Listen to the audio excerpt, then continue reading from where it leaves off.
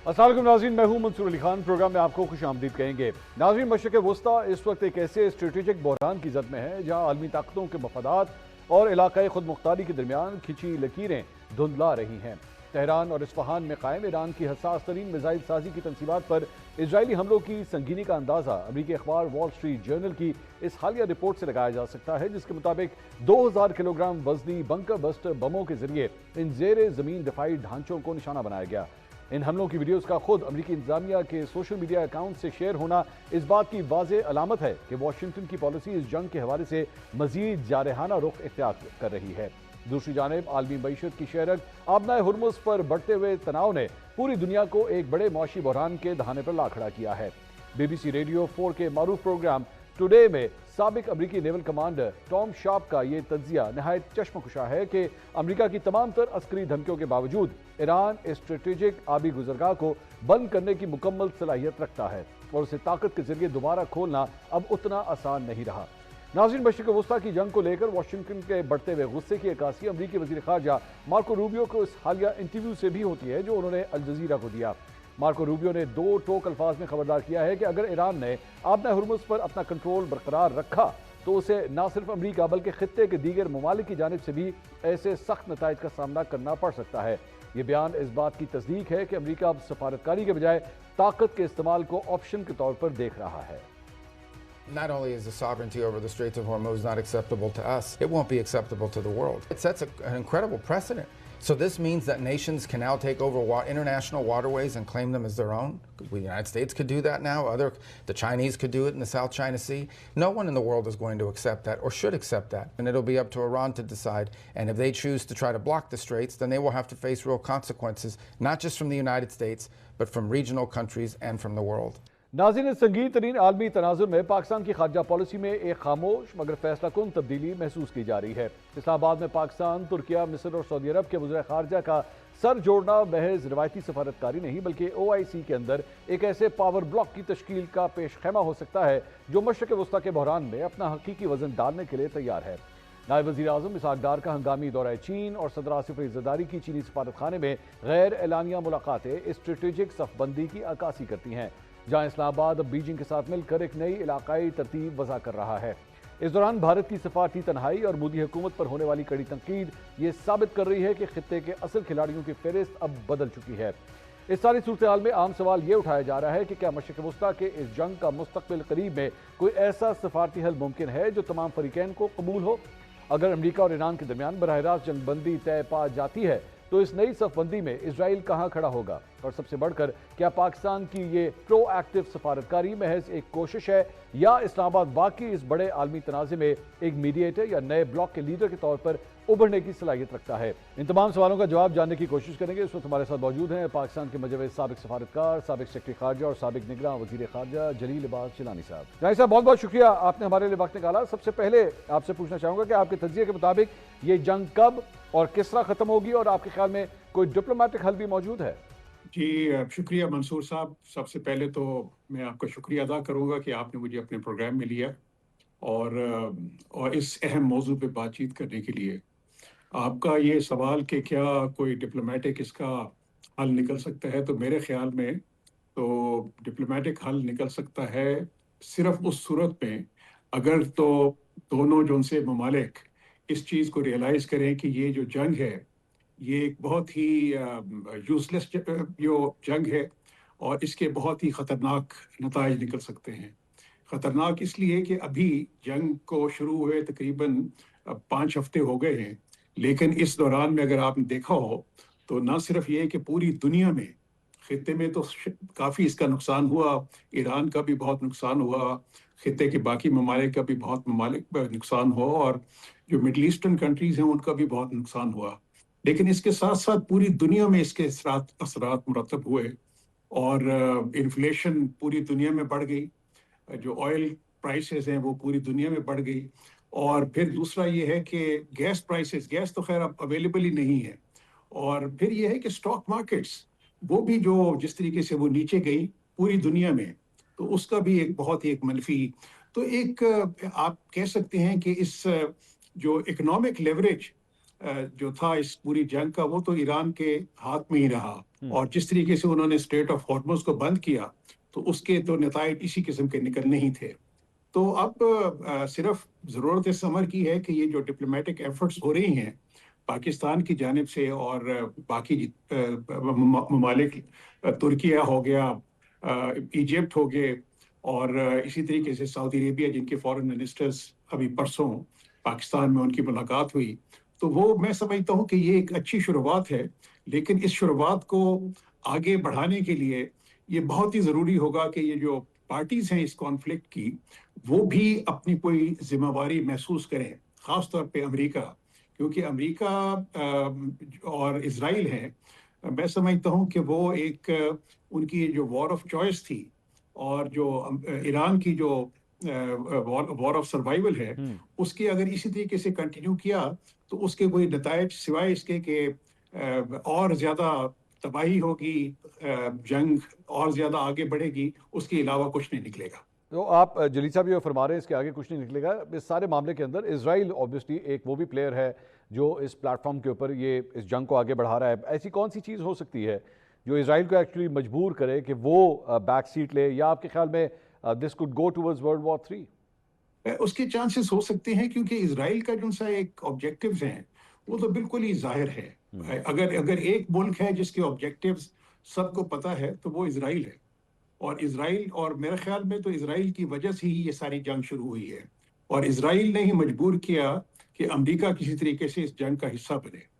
तो इजराइल का तो वो एक ग्रेटर इजराइल का जो एक मंसूबा है, और उसके ख्याल में ईरान एक ऐसी ताकत है जो कि उसके इस मंसूबे के आगे खड़ी हो सकती है और उसको नाकाम बनाने के लिए हर कोशिश करेगी। तो उन्होंने तो फिर यही सोचा कि अगर ईरान को अगर वो न्यूट्रलाइज कर सके, वहाँ पे रिजीम चेंज करके कोई ऐसी रिजीम लेके आए जो कि वो प्लाइंट हो, जो कि बिल्कुल उनके हाथ में हो और उनके जेर असर हो, तो वो उनके मेन जो बुनियादी मकसद था इजराइल का, तो वो तो यही था। लेकिन मैं ये समझता हूँ कि अमेरिका के अंदर अब ये रियलाइजेशन आनी शुरू हो गई है कि ये जो जंग है, ये बिल्कुल ही बेसूद जंग है। और ये इस चीज़ का उनको अंदाज़ा हुआ इस 4-5 हफ्ते के इस मुसलसल जंग के बाद, और जिस तरीके की रेजिस्टेंस ईरान ने शो की, जिस किस्म की जो मिलिट्री स्ट्रेटजी वो ईरान ने शो की, वो तो मेरे ख्याल में अब ये जो उनके लिए बहुत ज़्यादा मुश्किलात पैदा हो गई हैं कि वो आगे शायद इसको बढ़े। एक चीज़ मैं और बताऊं कि गलतियां बहुत हुई हैं मैं ख़ास तौर पे अमेरिका की जानिब से। एक तो अमेरिका को इस जंग का हिस्सा इजराइल की ईमा पे नहीं बनना चाहिए था। दूसरा ये है कि जो टाइमिंग है इस जो इस जंग की, वो बहुत ही गलत टाइमिंग थी। गलत इस तरीके से थी कि अभी तक पूरे इस्लामी दुनिया के अंदर एक जो गजा के अंदर जिस किस्म का वो जेनोसाइड हुआ, और जेनोसाइड में इजराइल ने जो सारा 70,000 से ज़्यादा मासूम बच्चों को, औरतों को और मासूम शहरियों को उन्होंने वहाँ पर उनकी शहादतें हुई, तो उसकी वजह से वो अभी तक ज़ख्म अभी ताज़ा है पूरी पूरी इस्लामिक दुनिया में। और इस सूरत में ये जब अटैक हुआ, तो मेरे ख्याल में उसके जो एक सेंटिमेंट उभरा, और ये सेंटिमेंट खाली जो है एक शिया कम्युनिटी में नहीं, मेरे ख्याल में तो ये सुन्नी और शिया इसमें दोनों इसमें शामिल थे इस चीज़ को कंडेम करने में। तो मैं तो समझता हूँ कि ये जो बेटर सेंस है वो प्रिवेल होनी चाहिए। जिस किस्म का प्रेशर अमेरिका के ऊपर अमेरिकी अवाम की तरफ से पड़ रहा है, अभी आपने देखा होगा कि वहाँ पे भी डेमोन्स्ट्रेशन शुरू हो गए हैं। तो मेरे तो ख्याल में वहाँ पर इस चीज़ को बहुत सीरियसली रिव्यू करने की ज़रूरत है। और जलानी साहब, माजी करीब में अगर हम देखें तो चाइना ने अपना बड़ा एक रोल अदा किया सऊदी अरब और ईरान को करीब लाने में। अब वज़ीर ख़ारजा इसहाक डार साहब वो भी अब चीन के दौरे के ऊपर गए हैं। इस सारे मामले के अंदर आपके ख्याल में चीन क्या इंपॉर्टेंट रोल अदा कर सकता है? जी, चीन तो बहुत ही एक अहम मुल्क है, और चीन के साथ जिस किस्म के पाकिस्तान के ताल्लुकात हैं, वो तो एक अनप्रेसिडेंटेड ताल्लुकात हैं। उस किस्म के ताल्लुकात की तो वो मिसाली ताल्लुकात हैं, और कोई और उसकी नज़ीर नहीं मिलती। आपने जिक्र किया कि चीन ने एक बहुत ही अहम रोल प्ले किया था सऊदी अरेबिया और ईरान को साथ लाने का, उनके दरमियान जो इख्तलाफात दूर करने का, और दोनों के दरमियान अमन कायम हुआ। इसी तरीके से चीन की ईरान के अंदर भी एक जो इन्वेस्टमेंट कमिटमेंट्स हैं وہ بہت زیادہ ہیں. آپ 3-4 سال پہلے چین نے ایران کے اندر کوئی $400 بلین وہ انویسٹ کرنے کا جو ایک معاہدہ کیا تھا, اور وہ اگر یہ جنگ نہ ہو اور اس کے حالات وہاں پہ ٹھیک ہوں تو وہاں پہ میں سمجھتا ہوں کہ نہ صرف ایران کے لیے وہ ایک بہت اچھی اس کی ایک ہوگی ان کے لیے اکنامک فیوچر کے لیے, ان کی لوگوں کی جو اکنامک ویلفیئر کے لیے, بلکہ جو خطے کے دوسرے ممالک ہیں لائک پاکستان, ان کے لیے بھی بے شمار اپرچونٹیز نکل آتی ہیں کہ وہ اس جو ایران کے اندر وہ ایک ڈیولپمنٹ ہوگی اس کا حصہ بن سکیں. تو آپ نے پہلے بات کی ڈپلومیٹک ایفرٹس کی, تو میں سمجھتا ہوں کہ یہ ریئلائزیشن ہونی چاہیے امریکہ میں بھی کہ اگر ایران کے اندر امن و امان قائم ہو جاتا ہے تو اس کے ان کو بھی بے شمار فائدے ہو سکتے ہیں. ایران نے, آپ کو جس طرح معلوم ہے کہ پچھلے سال بھی جب نیگوسیشنز چل رہی تھی امریکہ اور ایران کے درمیان, اور وہ کافی اچھی پروگریس ہو گئی تھی, تو اس دوران میں پھر ایران کے اوپر اٹیک ہو گیا, جس کے اندر کافی سرکردہ ان کے ملٹری لیڈر, سائنٹسٹ جو تھے وہ بھی ان کی شہادت ہوئی.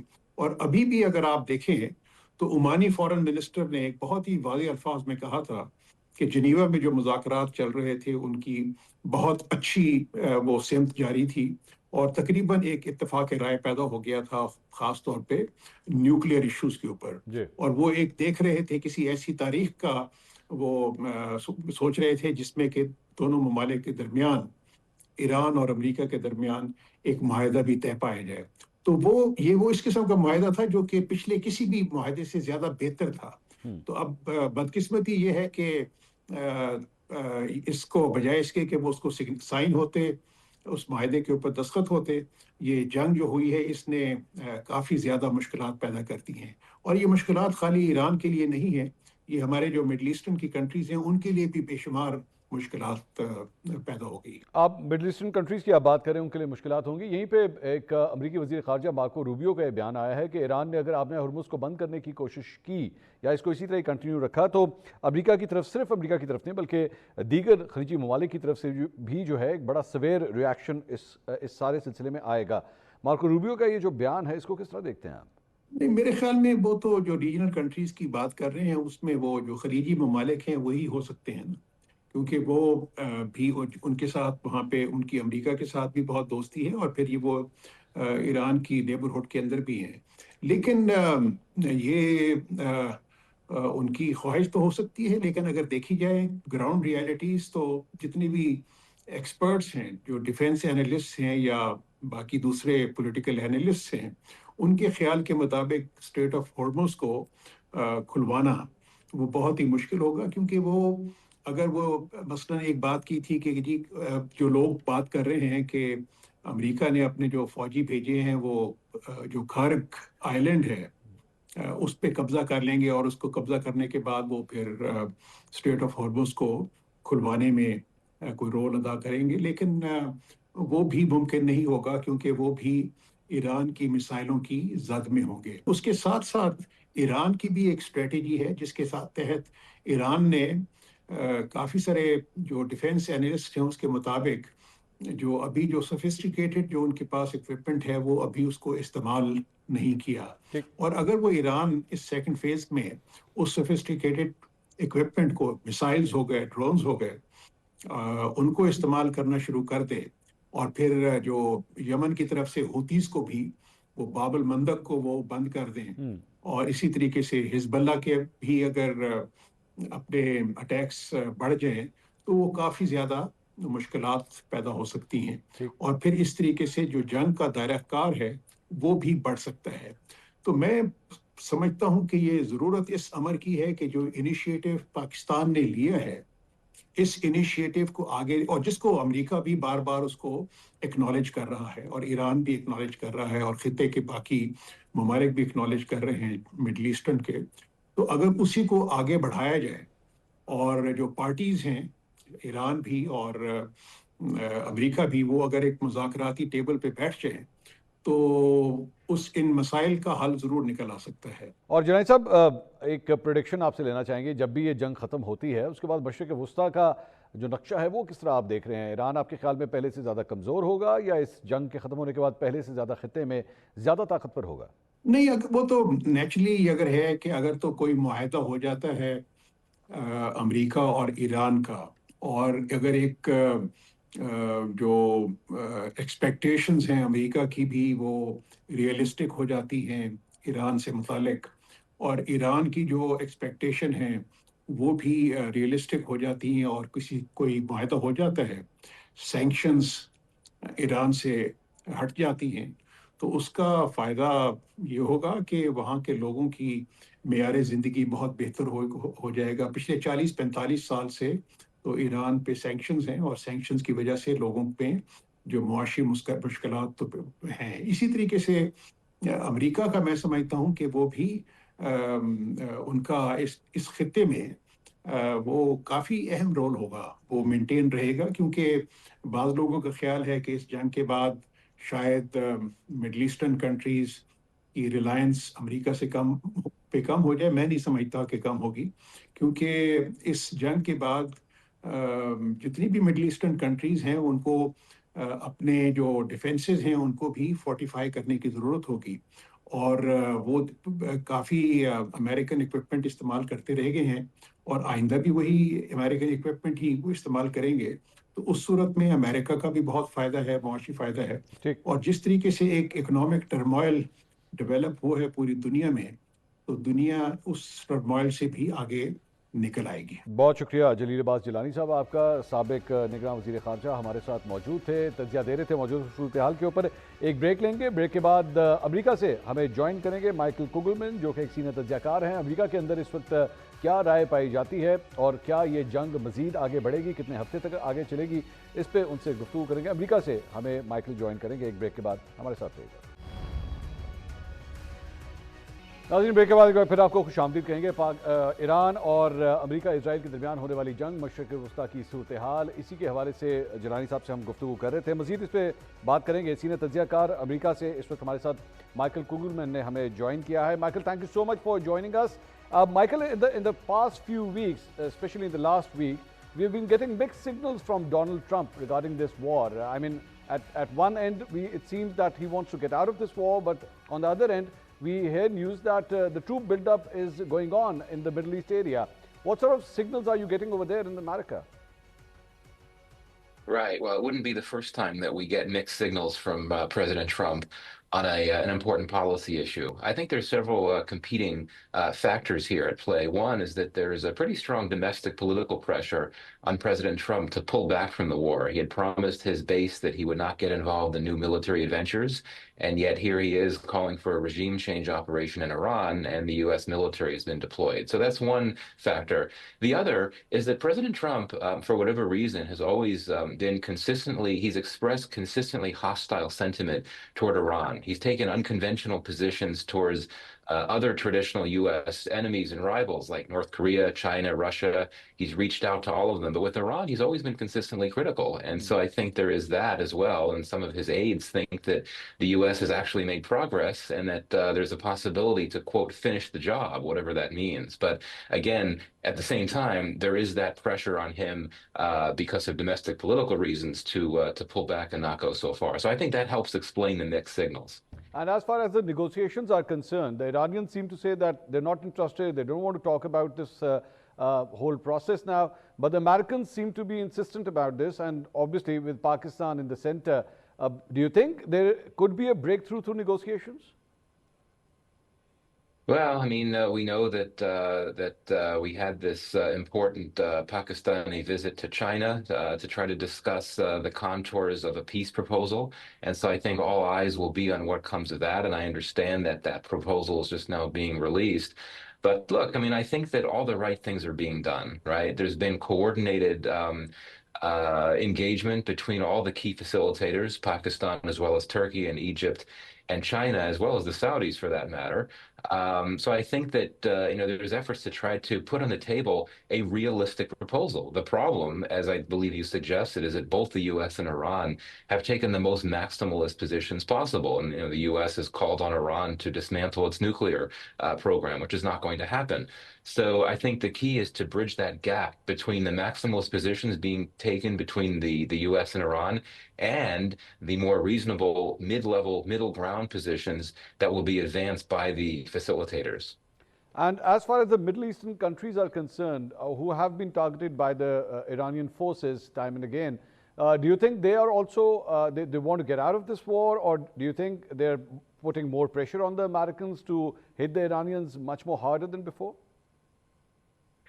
I mean, it's hard to say. I think on the whole, particularly when it comes to the smaller Gulf states, there's a strong desire for the war to end. I mean, no one wants to be attacked. And when it comes to the likes of the UAE and Qatar, these are countries that so much of their economies are derived from energy production and energy exports, and that's of course been heavily impacted deleteriously by the war. Now, if you look at a country like Saudi Arabia, which of course is a traditional rival of Iran, it's also a larger, more powerful country. It has the capacity to hold its own. Maybe there'd be a different position there. But I would argue, given the very troubling direction that this war has gone in, and particularly with the Israel factor, which we haven't even spoken about, that's a whole different track. Israel, I think, is intent to continue to wage this war, even if the U.S. backs out. For all these reasons, I do think that countries in the Middle East would much prefer there be movement toward a de-escalation as well as potentially a ceasefire. So if I'm taking this correctly, you mean even if the Americans actually go and do negotiate and do get a deal out of this, we can't guarantee that Israel will also pull out from the war? Right. I mean, I haven't heard any Israeli official indicate that they're prepared to follow the lead of the U.S. If it were to reach a deal with Iran. And as I said before, I think the Israelis are just on a different track. They're playing a long game. Certainly, many in Israel do not support what Israel is doing, but I don't think that you have the strong domestic political pressures in Israel that you do in the United States. For their governments and militaries to get out of this war. So, yeah, I mean, that's, of course, a big wild card factor, not to mention a number of these facilitator countries, including Pakistan, don't have formal relations with Israel. So it's not possible to try to engage with Israel to figure out ways to get it to de-escalate. It's just a whole other story. So you think China could actually play a role over there in convincing Israel, or do you think that factor won't work out? My sense is that the focus is not on Israel now. I think the focus is on the U.S. and Iran. I mean, my understanding is that was the focus of the the Pakistan-China meeting yesterday or into today. And certainly, I mean, China is a country that has relations with Israel and is, in a position to get through to it. And if you look at some of the other countries that have formal relations with Israel, like Egypt, and some of the countries that joined the Abraham Accords, like the UAE, they have the capacity to engage with Israel. But I think they'd need more help, quite frankly. And I'm not sure, again, if we look at the history, how Israel waged its war in Gaza, not really that susceptible to external pressure to change its war aims or to back out when it has a very clear set of objectives that it's dead set on achieving, no matter how long it takes. And Michael, regarding the energy prices, if you, have a look at the oil prices especially, it's actually creating much more pressure on other nations. But do you think that is also a factor in Donald Trump's decision-making ability right now? Or do you think he's totally ignored what's going on in the oil markets? No, I think that's a huge part of his calculus. I think one of the major reasons why, well, there's several major reasons why. One of the major reasons why the president has wanted to push a peace process with Iran is the markets, the energy markets. He's concerned about those, and he hopes that by even signaling a desire for talks, that could calm the markets a bit. And I think that has been the case. Not to mention, I mean, clearly the president is very concerned about the Strait of Hormuz and the impacts that could have on U.S. transit.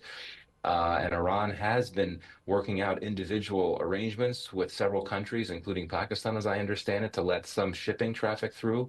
But the U.S. is obviously not going to have much success there because it does not have formal relations with the Iranians. So absolutely, I do think that issue, the Strait of Hormuz issue, is a key factor driving the president's and the administration's thinking about, the idea of a peace process. In the end, last word on Pakistan. Has it come as a surprise to you that Pakistan has taken such a central position during all this? Or do you think that was quite natural? Obviously, the borders are together with Iran. Or do you think it comes as a surprise? Now, I may be in the minority when it comes to external observers, but I've studied the region for quite some time. I'm not surprised at all. I mean, Pakistan, I've been saying this for days, it's one of the only countries with warm ties with both the U.S. and Iran, and it has not always been that way, but that's how it is now. And I'd also argue that Pakistan is willing to proactively pitch itself as a facilitator and as a mediator because there's a lot at stake. It has a lot of skin in the game in the sense that few countries outside of the Middle East are as vulnerable as Pakistan is to conflict spillover risks because it borders Iran, as you know.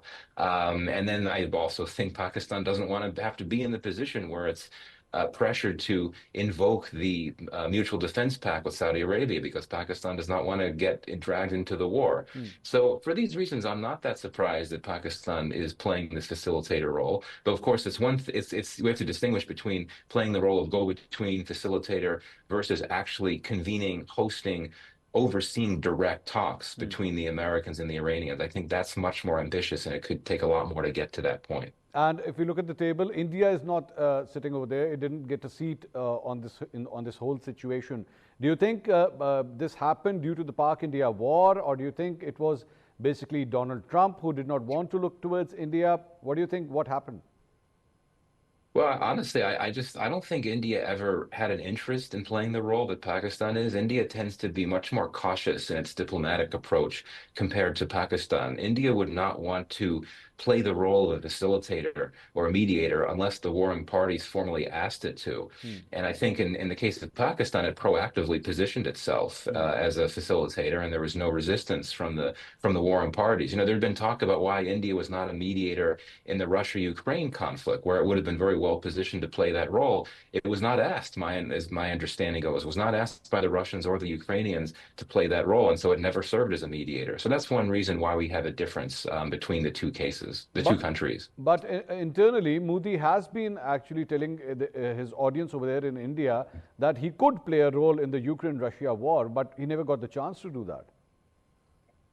Right. I mean, that could be the case too. But, just as I said, Pakistan's one of the rare countries that have really good relations with both the U.S. and Iran. India is one of the few countries to have very good relations, especially with Russia, but also with Ukraine.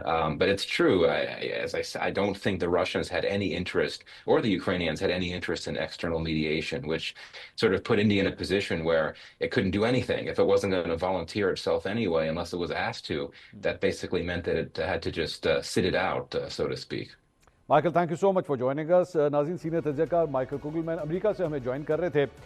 मैं थोड़ा सा अगर उनकी बात का सिर्फ एक तर्जुमा कर दूं, उनका ये कहना था कि जनाब पाकिस्तान के लिए मेरे लिए सरप्राइजिंग बात नहीं है, हैरानकुन बात नहीं है कि पाकिस्तान ने एक बड़ा ही मरकज़ी किरदार अदा किया है इन मुज़ाकरात के अंदर, और ख़ास तौर पे इसकी बहुत बड़ी वजह यह है कि उसके अमेरिका और ईरान दोनों के साथ बड़े गहरे मरासिम थे. साथ ही साथ डोनाल्ड ट्रंप के हवाले से उन्होंने कहा कि जनाब डोनाल्ड ट्रंप के ऊपर जो है वो अंदर, घर के अंदर से, यानी कि अमेरिका के अंदर से भी जो वहाँ की अवाम है उनका भी बहुत ज़्यादा प्रेशर डोनाल्ड ट्रंप के ऊपर आ रहा है. तेल की बढ़ती कीमतें भी अपना किरदार अदा कर रही हैं, लेकिन साथ ही साथ उनका ये तज्जिया है कि अगर अमेरिका का यहाँ पे कोई मुआहदा हो भी गया तो इजराइल की गारंटी कौन देगा. ज़रूरी नहीं है कि इजराइल भी वही कुछ करेगा जो अमेरिका करने जा रहा है, या अगर अमेरिका की कोई डील होती है. और ये सबसे बड़ा फैक्टर है कि हो सकता है कि दीगर ममालिक, जिसमें शायद मुत्तहिदा अरब अमारात हो, चाहे चीन हो, जिनके ताल्लुकात हैं इजराइल के साथ, शायद उनके ज़रिए इजराइल को भी इस डील का एक हिस्सा बनाया जाए, लेकिन अभी कहना कबल वक्त होगा. लेकिन साथ ही साथ उन्होंने कहा कि यह हकीकत है कि अमेरिका की जानिब से मिक्स सिग्नल्स आ रहे हैं. कभी वो इस जंग को बढ़ाने की बात करते हैं, कभी इस जंग को ख़त्म करने की बात करते हैं. यहाँ पे एक ब्रेक लेंगे. ब्रेक के बाद कुछ पाकिस्तानी सियासत के हवाले से भी गुफ्तगू करेंगे. आज एक बड़े अहम की केस हुई इस्लामाबाद हाई कोर्ट में, जो 190 मिलियन पाउंड केस है इमरान खान साहब का. उस सिलसिले में इस केस की समाअत हुई. इस सिलसिले में गुफ्तगू करेंगे अजहर सिद्दीक साहब, और उनके साथ साथ हुज़ैफा रहमान साहब हमारे साथ मौजूद हैं. एक ब्रेक के बाद स्टे विद अस. नाज़रीन, welcome back after the break. अब कुछ बात करेंगे अदलिया में आज होने वाले एक अहम केस की. آج اسلام آباد ہائی کورٹ میں عمران خان اور بشرا بی بی کی 190 بلین پاؤنڈ کیس میں سزا معطلی کی درخواست کی سماعت ہوئی۔ ماضی قریب میں اس کیس کو اسلام آباد ہائی کورٹ میں لگوانے کے لیے تحریک انصاف کی قیادت نے چیف جسٹس آف پاکستان سے ملاقات کی۔ عدالتوں کے سامنے دھرنے دیے گئے۔ عمران خان کی بہنوں نے بھی متعدد بار عدلیہ سے سزا معطلی کیس کی سماعت کا مطالبہ کیا۔ آج آخرکار اس کیس کی سماعت شروع ہوئی تو تحریک انصاف کو ریلیف ملنے کی بڑی امیدیں تھیں، لیکن عدلیہ کے سامنے سوال یہ تھا کہ 190 ملین پاؤنڈ کیس میں سزا کے خلاف مرکزی اپیل سنی جائے یا سزا معطل کر کے ضمانت پر رہائی کا فیصلہ پہلے کیا جائے۔ اسلام آباد ہائی کورٹ کی چیف جسٹس سردار محمد سرفراز ڈوگر نے ریمارکس دیے کہ اگر اپیل مقرر ہوگی تو سزا معطلی نہیں سنی جائے گی، جس پر عمران خان کے وکیل بیرسٹر سلمان صفدر نے کہا کہ جنوری 2025 میں بانی پی ٹی آئی اور بشرا بی بی کو سزا ہوئی۔ سزا کو 14 ماہ ہو گئے ہیں، 10 ماہ نوٹس کو بھی ہو چکے ہیں۔ نیب کیسز میں خواتین کو 15 دن میں ضمانتیں دے دی جاتی ہیں۔ نیب کی جانب سے کیس لٹکانے پر آپ ہماری سزا معطلی کی درخواست سے سنیں، لیکن نیب پروسیکیوٹر اس کیس کی مرکزی اپیل سننے پر بات کرتے دکھائی دیے، جس کے بعد اس کیس کی سماعت سوموار تک ملتوی کر دی گئی۔ جس کے بعد سوال یہ اٹھایا جا رہا ہے کہ کیا آنے والے دنوں میں عمران خان اور بشرا بی بی کو قانونی ذریعے سے کوئی بڑا ریلیف مل سکتا ہے، اور اہم سوال تو یہ بھی ہے کہ آخر کیوں عمران خان کے وکیل سزا معطلی کی پہلے اور مرکزی اپیل کو بعد میں سننے کی بات کر رہے ہیں۔ اس عام صورتحال پر مزید بات کریں گے۔ ہمارے ساتھ موجود ہیں اسٹوڈیو کے اندر پاکستان تحریک انصاف کے وکیل ہیں اظہر صدیق صاحب، اور ہمیں جوائن کر رہے ہیں مسلم لیگ نون کے رہنما حذیفہ رحمان صاحب۔ دونوں مہمانوں کا بہت بہت شکریہ۔ سب سے پہلے اظہر صاحب آپ سے پوچھنا چاہیں گے، آخر مرکزی اپیل اگر اسے پہلے سن لیا جائے تو آپ کے خیال میں بہت زیادہ بڑا ریلیف نہیں ہے کہ عمران خان صاحب کو ہو سکتا ہے وہیں سے ریلیف مل جائے؟ بہت شکریہ منصور صاحب۔ دیکھیں، عدالتوں میں ابھی روشنی بجھی تو نہیں، کسی کے حق کی صدا آج بھی سنی تو نہیں، سماعتوں پہ لگی ہے امید کی نظریں، یہاں انصاف ملے گا یہ آس مری تو نہیں۔ ہماری کوشش تو یہی ہے کہ انصاف مل جائے، لیکن سمجھنا ضروری ہے اس حوالے سے جنوری سے لے کر اب تک سزا سسپینشن کے لیے کیا کچھ ہوا۔ یہ وہ کیسز ہیں کہ جس کا ڈے ٹو ڈے ٹرائل ہوا کہ ہم نے پکڑ کے سزا دلوانی ہے اور جیل میں ڈالنا ہے۔ ٹھیک، اگر کروا لیا آپ نے ڈے ٹو ڈے ٹرائل تو اپیلوں سے کیوں بھاگتے پھر رہے ہیں؟ یہ وہ کیس ہے کہ جس میں نیب پہلے آئی کہ جناب پروسیکیوٹر بدلنا ہے، پروسیکیوٹر تعینات نہیں ہوا، کبھی بینچ کینسل ہو گیا، پھر بیمار ہو گیا، پھر ریکارڈ نہیں ہے۔ اگر for the sake of argument اگر ہم عمران خان صاحب کو فار دا ٹائمنگ ایک طرف رکھ لیں، عورت کا تو ویسے ہی نہ اپنا حق ہے بیلیں، میں سب کو 20 کیس ایسے بتا سکتا ہوں، بظاہر یہ ہے، لیکن اس کے پیچھے جو آپ نے ایک بات پوچھی ہے وہ سمجھنا ضروری ہے۔ یہاں بڑا شور ڈالا جی آئینی عدالت بنانی ہے، جی آئینی عدالت جانی ہے، پتہ نہیں کوئی آپ نے جب سے یہ آئینی عدالت بنی کو عدالتی نظام بہتر دیکھا آپ نے؟ اب سمجھانا اس لیے ضروری ہے، یہ آئینی عدالت میں آئین کی تشریح ہونی تھی، پھر ایک ترمیم ہوتی ہے کہ ہائی کورٹ کے فیصلے کے اگینسٹ جو اپیل ہے نا وہ آئینی عدالت میں، لیکن نیب میں یہ کیا بتا رہا ہے، یہ کیا شو کر رہا ہے؟ یعنی وہ ہم جو بات کر رہے ہیں کہ آپ نے آئینی عدالت میں ہینڈ پیک کا لفظ کہیں گے تو برا نہ لگ جائے، لیکن حقیقت تو یہی ہے نا جی کہ وہ کسی پروسیس سے تو نہیں، انہی میں سے چنے گئے اور آپ کی انتظامیہ نے چنے اور لا کر بٹھا دی، اور یہ بھی بڑا واضح ہے۔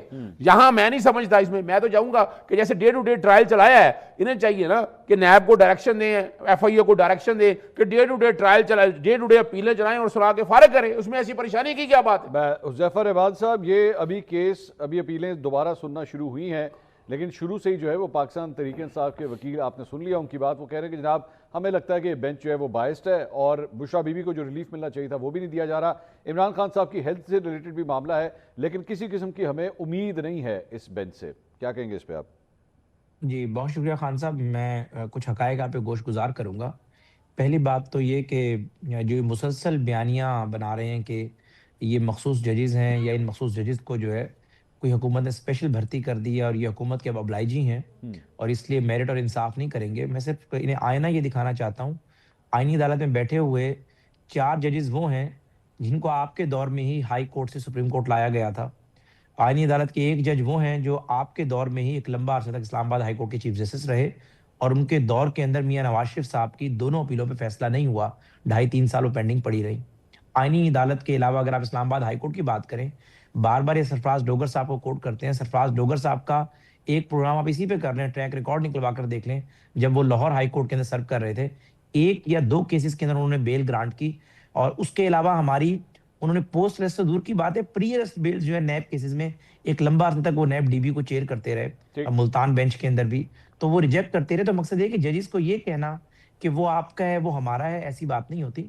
اگر یہ ججز کو کنٹروورشل بنائیں گے تو مشکلات انہیں کے لیے بڑھیں گی، اظہر اس صاحب کا حکومت کو کوئی نقصان نہیں ہونا. اظہر صاحب بات یہی ہے کہ الٹیمیٹلی پلیٹ فارم تو ایک ہی ہے، جگہ ایک ہی ہے جہاں سے آپ کو ریلیف ملنا ہے، اور اگر کوئی ریلیف آپ کو مل جائے تو وہ ججز ٹھیک، اور اگر نہ ملے تو پھر آپ ان کے اوپر بائسڈ ہونے کا جو ہے الزام لگا دیتے ہیں.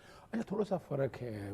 میں منصور صاحب میں چونکہ وکیل ہوں، ہم آپ بھی کرتے ہیں تو ہو جاتے ہیں بدنام، وہ قتل بھی کرتے ہیں تو چرچا نہیں ہوتا. اب میں ذرا تصحیح کر دوں ان کو، میرا بڑا تعلق ہے جسٹس سرفراز ڈوگر صاحب سے. ان کے ساتھ جسٹس اسد جاوید گرال صاحب تھے جب شہباز شریف کی ضمانت پہ جب باہر آرڈر اناؤنس کر دیا نہیں ہوا اور ڈائسینٹنگ نوٹ لکھا گیا، اور اس کے بعد کیا ہوا میں حدیبیہ میں لے جاؤں گا آپ سے. یہ جو بتا رہے ہیں نا ہمیں، ان کو تو شاید میرے بھائی کو پتہ نہیں ہے. حدیبیہ کے کیس میں بھی ایک جج صاحب ہوتے تھے، دو جج نے کہا کہ نہیں، ایک نے کہا کہ کیس خارج کرنا ہے، ایک نے کہا ریفرنس بن گیا. 1 سال تک ریفرنس نہیں بنا، اور جب ان کی حکومت آئی ریفرنس بنا، اور وہ جج صاحب بعد میں لاہور ہائی کورٹ کے چیف جسٹس بھی بنے، پھر وہ گلگت بلتستان کورٹ کے چیف جج بھی بنے. میں پھر وہی جج تھے جنہوں نے جو حمزہ گھر میں بیٹھا ہوا تھا اور اس کی ضمانتیں دے دی تھی. یعنی ہمارا کیس کوئی ایسا نہیں ابھی تک، کوئی ایک کیس ایسا اچھا میں حیران ہوتا ہوں. ثاقب نثار کا کہتے ہیں، ثاقب نثار نے یہ کیس سنا کون سا ان کا؟ پاناما کا کیس ثاقب نثار نے نہیں سنا. کون سا ایسا کیس ہے جو ثاقب نثار نے سنا ہوا اکیلے؟ اور دیکھیں یہ عدالتوں کے بارے میں میں صرف 2 لفظ آپ کے سامنے بتا دوں. بڑا شور پڑا یہاں پر، آئینی عدالتیں، جوڈیشل ایکٹیویزم، بڑا شور ڈالا. اچھا وہ پھر چیف جسٹس کو اکیلے بینچ نہیں بنانا چاہیے. اچھا سپریم کورٹ تو بن گیا، وفاقی عدالت میں کیوں نہیں بنا؟ وہ چیف جسٹس کیوں بینچ بناتے ہیں؟ اچھا چلے اس کو چھوڑ دیں، آپ ہائی کورٹوں میں بتا دیں. آپ ہائی کورٹ یعنی باتیں جو کرتے رہے نا، یہ سیاست کرتے رہے، بدنام ترین سیاست کرتے رہے. اور میں آپ کو بتا دوں ہمارے عدالت میں نا ایک لفظ آپ کو یاد ہو، ونسٹن چرچل نے جب جنگ عظیم ہوئی تو کیا کہا تھا؟ عدالتیں انصاف کر رہی ہیں، آپ کی عدالتوں سے انصاف کی وہ امید نہیں. میں وکیل حیثیت سے بات کر رہا ہوں، میں روزانہ فیس کرتا ہوں سارے نظام کو یہاں پر بیٹھے. آپ مجھے صرف یہ بتا دیں پچھلے یہ امیدیں کب سے بند ہوئی؟ یہ جیسے ہی 26ویں اور 27 میں 3 چیزیں بتا دوں. اس سے پہلے ٹھیک تھی؟ دیکھیں میں اس سے پہلے پھر بھی بہتر نظام، عمران خان صاحب کے دور میں جوڈیشری ٹھیک تھی؟ جوڈیشری دیکھیں اس سے حد درجے بہتر تھی. اچھا میں چھوٹی سی مثال دیکھیں، وہ جب جوڈیشری کہتی تھی گڈ ٹو سی یو تب ٹھیک نہیں سر، وہ گڈ ٹو سی میں پھر بتاؤں، میں تو اس دن کورٹ کے اندر تھا نا. وہ ٹھیک تھا؟ نہ وہ گڈ ٹو سی کی اپنا بلاول کے لیے بھی کہا تھا. اچھا مولانا میں کورٹ کے اندر موجود تھا، مجھے تو یاد ہے اس دن کی ہر انہوں نے بلاول بھٹو کے لیے بھی کہا تھا، بالکل فضل الرحمان صاحب کو بالکل، یہ سب کے لیے. اور یہ جو کہنا نا اس بات کو، اچھا چلے میں اس کو یوں لے لینا، مجھے صرف یہ بتا دیں، میں 3 چیزیں آپ کے سامنے رکھنا ہوں. پہلی تو بات بتا دیں، نہیں وہ جوڈیشری کے حوالے سے یہ بھی الزامات مسلم لیگ نون لگاتی رہی ہے کہ جناب عمران خان صاحب کو تو ایسا ریلیف ہی ملا کورٹوں سے کہ جس میں انہوں نے کہا کہ ابھی وہ مقدمات جو ہوئے نہیں ہیں اس میں وہی پوچھتا ہوں، میں چیلنج کرتا ہوں نا، آج ایک کمیشن بنا لیتے ہیں. یعنی مثال کے طور پر بیٹھ کے کون سا ایسا مقدمہ ہے، کون سا ایسا ایک کیس ہے، کیس ٹو کیس، میں ان کے ایک کیس ثابت کر دوں گا. میں عدالتوں ثابت کریں گے؟ میں ثابت کر دوں گا کہ انہیں کیسے ریلیف ملا. چھوٹی سی مثال، عمران خان صاحب کی بات، عمران خان صاحب کے لیے تو کوئی ایک ریلیف بتا دیں کہ جو میرٹ سے ہٹ کر ملا ہو. ان کے لیے میں مثال دیتا ہوں، دیکھیں نیب کا قانون بدلا گیا، ان کو جب ریلیف ملا بغیر میرٹ کے ملا، عمران خان صاحب کو جب ملا میں تو آپ کے سامنے جو ماضی کے حوالے سے بات کرتے ہیں نا، میں ماضی کو سامنے رکھ کے آج بھی آ جائے نا، مجھے بتا دیں اگر میرٹ، مجھے یہ بتا دیں بڑا شور ڈالا سائفر پر، کہاں ہے سائفر؟ بڑا شور ڈالا عدت کے اوپر، بڑا شور یعنی پورے پاکستان کے اندر 3.5 سال میں کرپشن صرف عمران خان ہے، اور وہ بھی صرف توشہ خانہ. کوئی بتا دیں یہاں یہ 11 ارب کا جہاز آپ کے سامنے آیا ہے، یہاں پتہ نہیں کیا کیا ٹینڈر سارے ہوئے، جتنا کام ان دونوں کوئی ایک کیس بتا دیں کہ نیب نے کچھ کیا، کوئی ادارہ حرکت میں آیا ہو. میں تو حیران ہوتا ہوں کہ وہ ادارے بھی خاموش بیٹھے ہوئے ہیں. یہ نظام تباہی اور بربادی کی طرف چلا گیا. حذیفہ صاحب ان کا اعتراض یہ ہے کہ جناب آپ کے تمام تر ادارے جو ہیں وہ ان کے لیے تو حرکت میں آتے ہیں، آپ کے معاملے میں جا کے خاموش ہو جاتے ہیں، چاہے وہ آپ لوگوں کا جہاز ہو، اس کے اوپر کوئی نہ پوچھنے والا ہے نہ کوئی پریس کانفرنس کرنے والا ہے. میرے خیال میں تو شاید آپ کو بھی جہاز کے بارے میں شاید پوری انفارمیشن نہیں ہوگی. بہت شکریہ خان صاحب نے مجھے ساری معلومات ہے پڑی. اچھا ہے آپ، اور اگر آپ موقع فراہم کرتے ہیں، جی موقع فراہم کرتے ہیں تو جہاز پہ بھی آ جاتے ہیں. یہ شکر ہے ہمیں کوئی بندہ ایسا مل گیا جس کو جہاز کے بارے میں پتا ہے، کیونکہ ہم تو بڑی دنوں سے ڈھونڈ رہے تھے. یہ جہاز کس کا ہے بھائی جان؟ یہ پنجاب گورنمنٹ کا ہے؟ میں جہاز پر بھی آ جاتا ہوں، لیکن پہلے مجھے ایسا ہیرا مل گیا جو مجھے بتا دے گا جہاز کے بارے میں، تو اس سے بڑی انفارمیشن کیا ہوگی؟ مجھے بتا دیں جہاز کس کا ہے. یہ سر جہاز بالکل پنجاب حکومت نے جہاز ایک لیا ہے، پنجاب حکومت. نہیں ٹھیک ہے سر، میں نے کب اعتراض کیا، میں تو کہہ رہا ہوں آپ لے سکتے ہیں، خزانے کی چابی آپ کے پاس ہے، آپ جو مرضی لیں. کتنے کا جہاز لیا سر؟ سر گزارش یہ ہے کہ جو ایگزیکٹ ذرا فیگر ہے وہ میں آپ کو گوش گزار کر دوں گا، لیکن کچھ چیزیں مجھے موقع دیجیے گا 2 سے 3 منٹ میں سارا جہاز کا کیس آپ کے سامنے رکھ دیتا ہوں. Go ahead please. تو اس کے بعد اگر آپ کی تسلی و تشفی ہوگی ٹھیک ہے, ورنہ آپ کے سوال دینے کا میں پابند ہوں جواب دینے کا. ذرا آپ اپنے ویورز کو جواب دیں. جی بتائیے سر. گزارش یہ ہے کہ جو گلف سٹریم جس کا بار بار یہ کیا گیا کہ یہ نیا گلف سٹریم خرید لیا, ایسی بات نہیں, 2019 ماڈل گلف سٹریم لیا گیا جس کا ظاہر ہے 4000 سے 5000 نوٹیکل مائلز کے لیے اگر آپ بات کریں, دنیا میں 3 ہی جو پرائیویٹ جیٹ کی کمپنیز ہیں, گلف سٹریم ہے, بمبارڈیئر ہے, یہ چیلنجر 5000 ہے. اس کے علاوہ لوگ بات کرتے ہیں سیسنا وغیرہ کی, تو ظاہر ہے اگر ایک صوبہ غریب ہے, پیسہ نہیں ہے, تو ظاہر آپ 1.5-2 ارب یا 3 ارب میں سیسنا بھی لے سکتے ہیں. لیکن اگر, چونکہ میں اس کو سمجھتا ہوں, سیسنا کے اندر اگر 4 بندے بیٹھتے ہیں اور کاسٹ اس کی ہے $4,000 سے $5,000 پر آور, اور اگر گلف سٹریم کے اندر بیٹھتے ہیں 15 سے 18 لوگ اور اس کی کاسٹ ہے $7,000 سے $8,000 پر آور, تو مجھے بتائیں وزیر اعلیٰ صاحبہ اگر راجن پور جائیں گی اور راجن پور جانے میں ان کے ساتھ 4-5 کیبنٹ ممبر, آئی جی, چیف سیکرٹری, 17-18 لوگ جائیں گے, تو فی بندے کے اوپر $1,00,000 یا $1.5 lakh کا یعنی خرچہ پڑتا ہے. اور اگر وہی وزیر اعلیٰ بائی روڈ جائے, ایک منٹ اگر میں اسے مکمل کر دوں مزہ آ جائے گا. اگر مجھے مکمل مزہ لے لیتے ہیں, آپ بولیں. جو کئی سو ارب کا میرا ٹیمپو ہے, جہاز تو 11 ارب کا ہے, میرا کئی سو ارب کا ٹیمپو ٹوٹ جائے گا آپ کے ساتھ. آپ کریں سر, آپ یہ جہاز, وزیر اعلیٰ صاحبہ ایک منٹ, میں نہیں حذیفہ بھائی, میں آپ کا ٹیمپو نہیں توڑنا چاہ رہا, میں ساتھ ساتھ پوائنٹرز لکھ رہا ہوں تاکہ اس کے بعد آپ کنٹینیو. آپ فرما رہے 11 ارب کا جہاز ہے اور بندے زیادہ بٹھانے تھے اس لیے مہنگے والا لیا. نہیں, میں بات یہ کر رہا ہوں کہ جب آپ لوگ کمپیریزن دیتے ہیں کہ سیسنا لے لیتے بھائی, تو میں آپ لوگوں کی تسلی و تشفی کے لیے کر رہا ہوں کہ بھائی بیسیکلی اب سن لیں, مکمل کرنے دیں. عرض یہ کہ جب وزیر اعلیٰ صاحبہ کاسٹ کی بات جو بار بار کہتے ہیں نا کہ وزیر اعلیٰ نے بوجھ ڈال دیا, راجن پور وزیر اعلیٰ نے جانا لاہور سے, اور وزیر اعلیٰ کی سیکیورٹی بھی ہے, بیچ میں 13-14 ضلع بھی آتے ہیں. وزیر اعلیٰ کا جہاز کا خرچہ اگر پڑ رہا ہے 40 سے 45 لاکھ کا, سیکیورٹی اور ساری چیزیں آپ دیکھ لیں, پورا صوبہ جیم و وزیر اعلیٰ آن روڈ کے اوپر ہے, زیرو ٹریفک پروٹوکول لگا ہوا ہے, سیکیورٹی کو بھی دیکھ لیں, وہ کاسٹ ابھی کروڑ سے بھی اوپر چلی جائے گی. بالکل ٹھیک ہو گیا. اب میں ٹیکنیکل کے اوپر آ جاتا ہوں. ٹیکنیکل کے اوپر یعنی آج آپ نے شور شرابہ شروع کر دیا. یوسف رضا گیلانی صاحب 2008 میں وزیر اعظم بنے, تو جو وزیر اعظم کے زیر استعمال اس وقت گلف سٹریم ہے G450, انہوں نے تب خریدا تھا.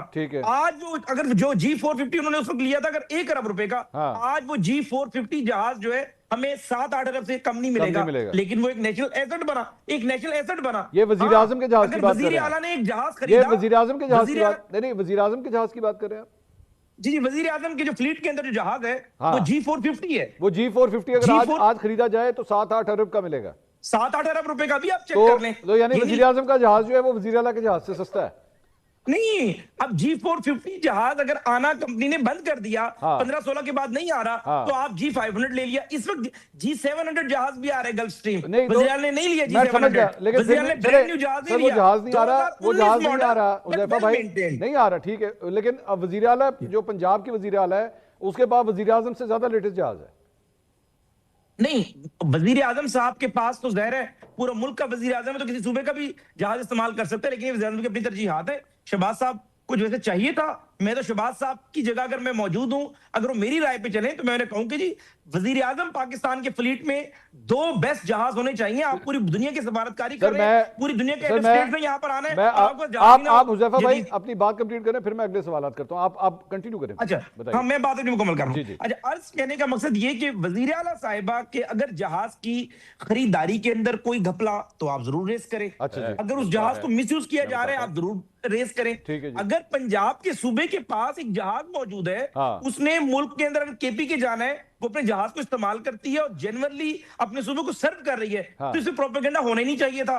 بات یہ کہ عثمان بزدار کے دور میں, سن لیں نا, عثمان بزدار کے دور میں ایکسیلنسی سر, عثمان بزدار کے دور میں M16 ہیلی کاپٹر پنجاب حکومت نے خریدا, عثمان بزدار نے خریدا, وہ ہم اس پہ اپریشیٹ کرتے ہیں, کوئی ایسی بات نہیں.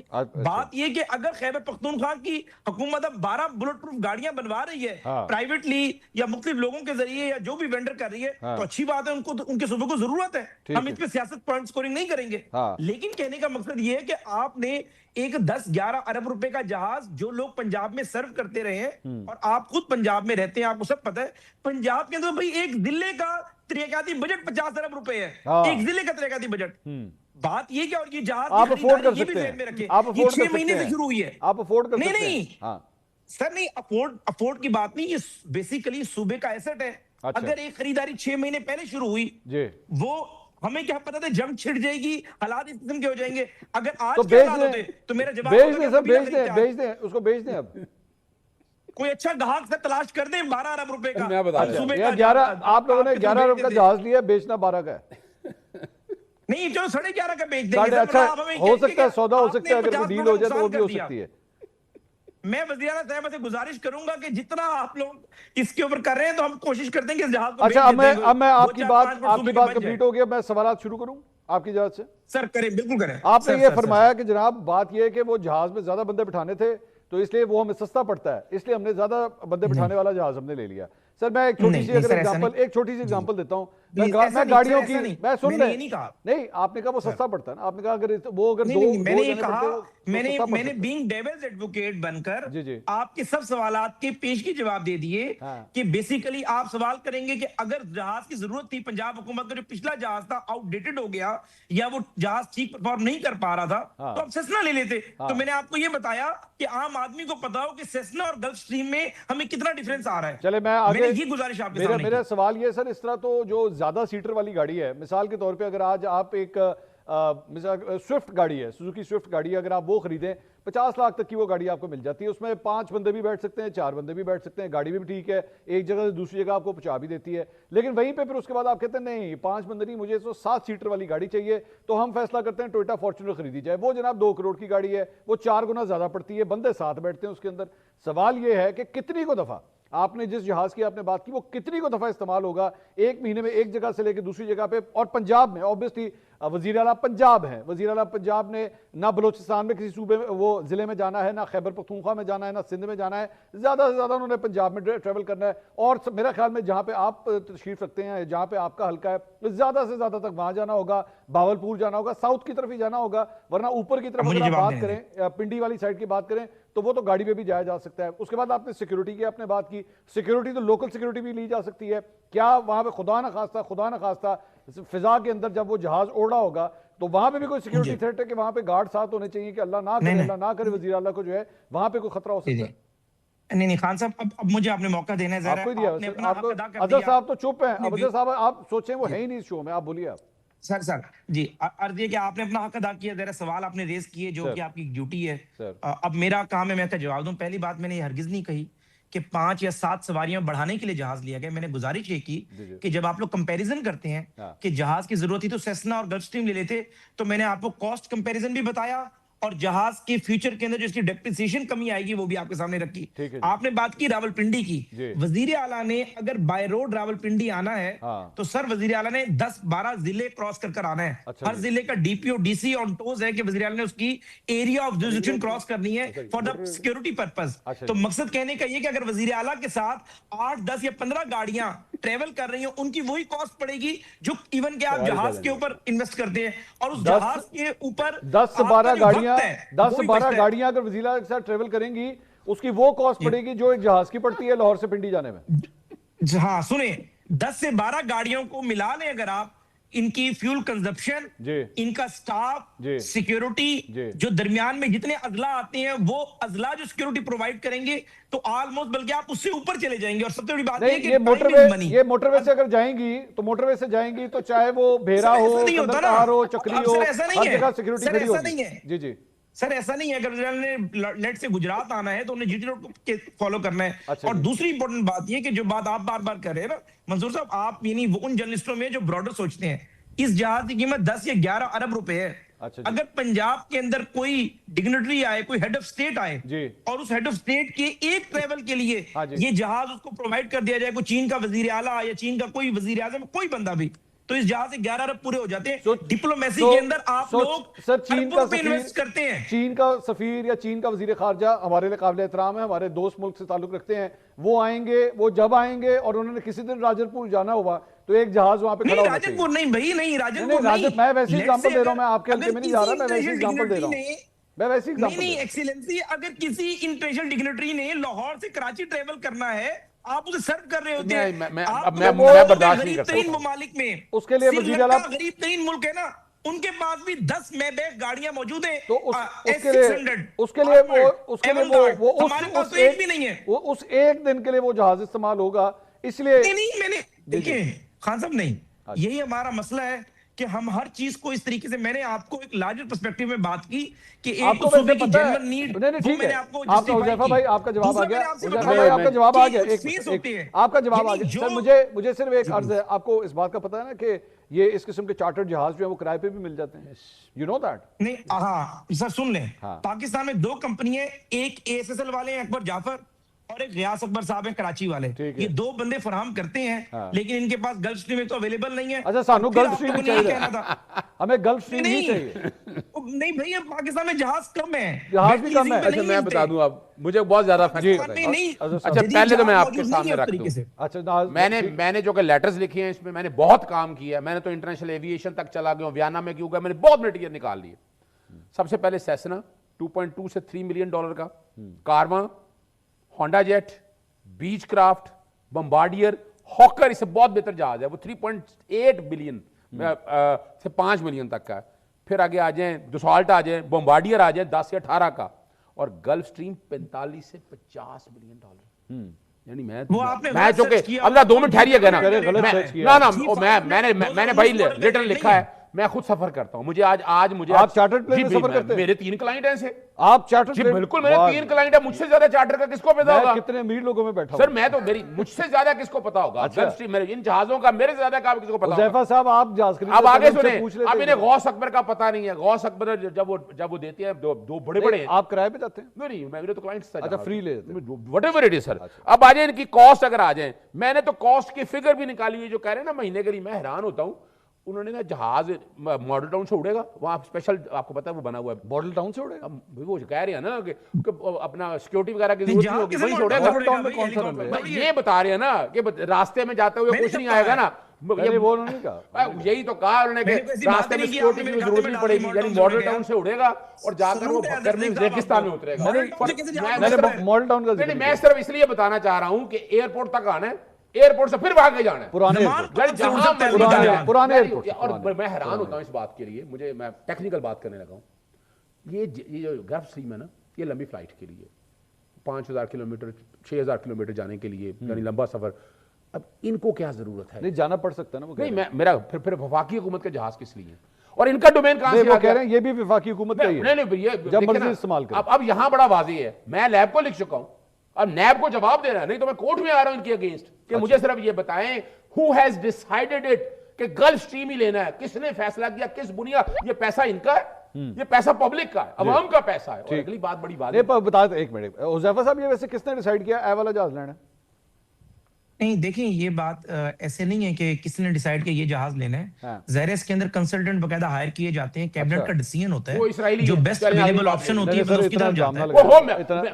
میں نے ڈیٹا نکالا ہوا ہے. اتنا سیریس اب یہ بھی بتا دوں, ایم اے پی کا لگ جائے گا آپ کو, نہ اس طرح یہ بھی غلط کسی نے امریکن کمپنی کے نام پر ہے, اور آج بھی اس جو ڈیٹا اویلیبل ہے نیٹ کے اوپر, جو سارا ڈیٹا ان کے اویلیبل ہے, اس میں آج بھی یہ باقاعدہ جو لیز کے اوپر ہے. بہرحال یہ آپ جو الزام لگا رہے ہیں, you will have to prove this. میں نے لیٹر لکھی ہے اس کے اوپر. حذیفہ صاحب وانٹس ٹو سے سم تھنگ. جی حذیفہ صاحب.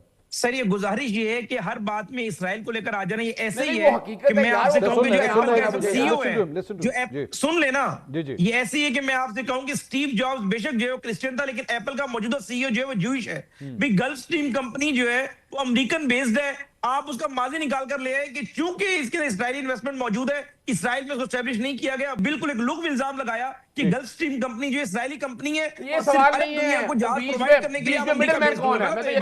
اچھا سر ایک آگے چلیں, حذیفہ صاحب یہ بتائیے کہ ایک اور الزام جو لگا وہ یہ ہے کہ اس جہاز کو ایکچولی شریف فیملی کے ایک جو فرد ہیں ان کی ٹریولنگ کے لیے استعمال کیا گیا جب وہ ویانا گیا. کیا یہ بات درست ہے یا غلط ہے؟